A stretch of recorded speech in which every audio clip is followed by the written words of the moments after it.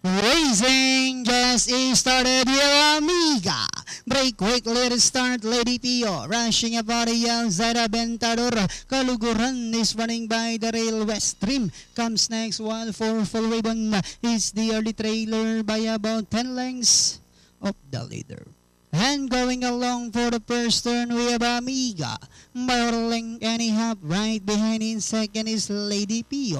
And in third comes Aventador. Then next on line is Kaluguran. Then followed now by West Dream. While for Full Ribbon is still racing in less. Back to the leader, we have Amiga.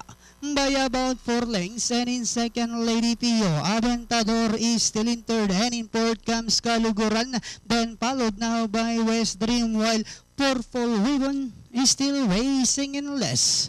And at the fourth turn, we have Amiga by about 3 lengths. Then here comes Aventador, now trying to get closer in second. And in third, Lady Pio. Kaluguran is on the outside as they swing for home.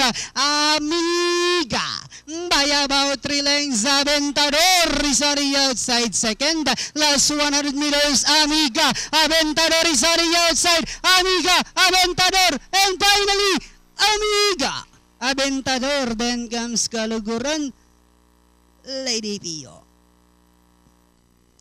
Alright, dejado, numero 4, Amiga, crossing the wire first, ridden by JP De Zenilia. Masisegundo yung 6, Aventador, Kaluguran, then Lady Pio. 4-6-2-5.